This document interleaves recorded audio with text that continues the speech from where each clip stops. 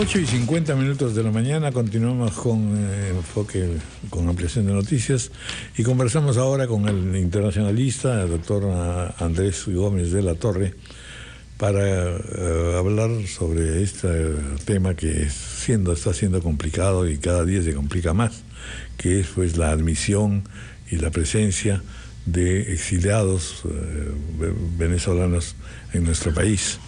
El Poder Judicial ha dejado sin efecto el requisito de presentación de pasaportes para los venezolanos que ingresen al Perú, y las primeras reacciones nos indican pues que entonces vamos a tener una mayor migración todavía, siendo que ya el número, nos lo va a decir ahora Andrés Gómez de la Torre, el número de venezolanos que están ingresando al país es mayor.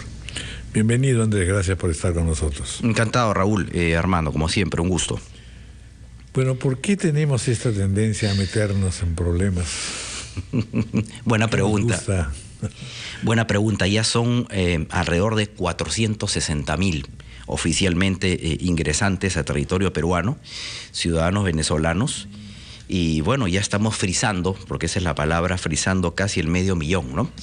Históricamente el Perú no ha tenido una ola migratoria de estas características. Yo diría básicamente, si analizamos los dos segmentos, los haitianos, que han sido mínimos, y especialmente la migración cubana que vino al Perú luego de la crisis de Puerto Mariel, el año 80, el famoso incidente de los ingresantes cubanos a la embajada peruana en La Habana, cuando estaba Fidel Castro en el poder, y el embajador del Perú era Edgardo de Javich.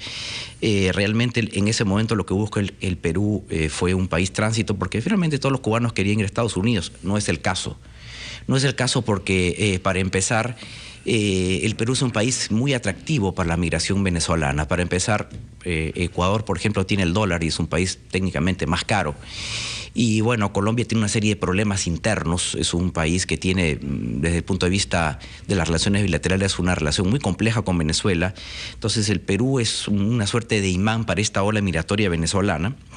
Y hay que anotar que, según las cifras oficiales, hemos tenido un promedio de 3.500 ciudadanos venezolanos que han estado ingresando al Perú en los últimos meses, y a raíz de la puesta en marcha del requisito del pasaporte, este flujo bajó ya a un promedio menor. Pero en todo caso, esta decisión del Poder Judicial tiene una serie de aristas complicadas. Yo tengo muchos reparos sobre esta decisión judicial, y bueno, nos abre un panorama en el sentido de el tema de una política migratoria, y si es que realmente el Poder Judicial, como poder del Estado, tiene la capacidad de sugerir o elaborar políticas públicas. Parece esto una intromisión entre poderes del Estado, ¿no? Esta mañana hablaba con el ministro del Interior y él hacía deslinde, decía esto no tiene nada que ver con que ciudadanos de otros países vengan al Perú, sino con la dificultad de saber quién es quién.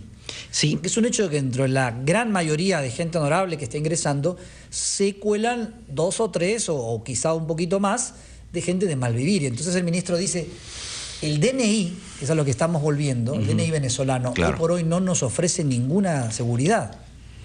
Claro. ¿Cómo se debe responder eso? Porque además dice que la jueza no ha preguntado sobre eso. Sí, exactamente. Y hay un tema, un extremo de la resolución emitida que habla una cosa bastante paradójica y hasta cierto punto un poco cándida, ¿no?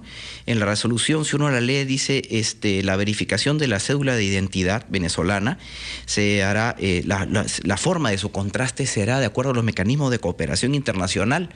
Y si uno recuerda, Raúl, Armando, hubo una reciente reunión de autoridades migratorias entre Colombia y Ecuador hace poco tiempo, y obviamente mecanismos de cooperación bilateral en un país tan aislado y de unas características tales como el régimen venezolano, pues qué cooperación hay y qué fiabilidad de esa información se puede contrastar. Y hay que subrayar algo también. Venezuela ya no forma parte de la Comunidad Andina de Naciones y tiene un problema terrible con el Mercosur. De tal manera que todas las exenciones existentes en estos organismos internacionales no son aplicables sobre el tema de la migración, porque sencillamente Venezuela no está dentro de estos mecanismos. Entonces, Venezuela es un país muy muy aislado, tiene una política muy aislacionista y con una serie de problemas internos. Y además Venezuela desconfía mucho, obviamente, de la mayoría de países latinoamericanos, más los que somos parte del Grupo de Lima. Entonces, la jueza creo que es un poco cándida en el sentido que cree haber mecanismos de cooperación internacional. Yo pregunto, ¿cuáles para que esta información sea realmente fiable y viable? ¿A qué obedecería, pues, entonces esta actitud que en el fondo no mide las consecuencias por un lado? ¿Y qué estrategia debería seguir en realidad el Perú de una manera, por supuesto, humanitaria, pero que al mismo tiempo no se le complique su existencia? Claro, Raúl, esa es la gran pregunta, ¿no? Yo creo que hay un exceso de garantismo, es posible, que hay, digamos, un marco teórico que ha sido aplicado. Dicho sea de paso, la resolución también habla de elaborar un plan nacional estratégico de movilidad migratoria de venezolanos.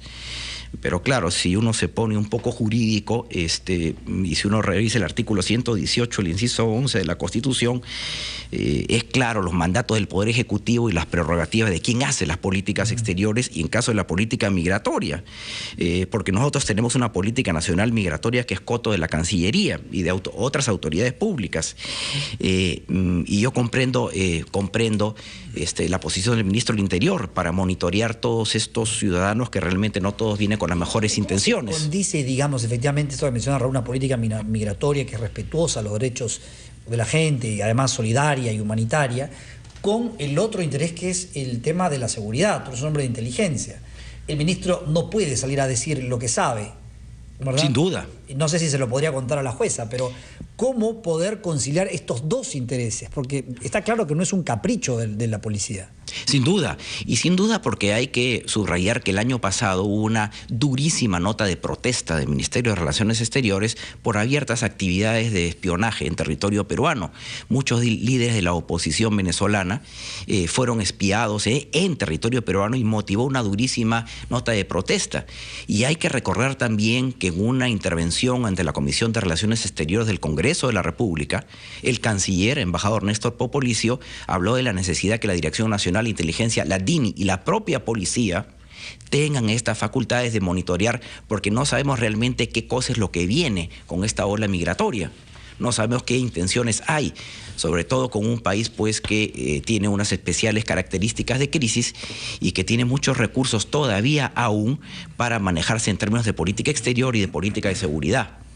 Y solamente para recordar, Raúl, Armando, hace pocos años nomás la Embajada de Venezuela en Lima tuvo una funcionaria que no era de inteligencia, pero una gran operadora política, Birly Torres, cuyas actividades en Lima ya frisaban con el principio de no intervención y no injerencia en asuntos internos de otros estados. Lo que iba a preguntar, en realidad la Cancillería venezolana naturalmente que está haciendo su propio juego. Por supuesto, exacto. Y hay algo muy importante, que no solamente Venezuela tiene un equipo de operadores de inteligencia, sino también tiene muy buenos operadores políticos.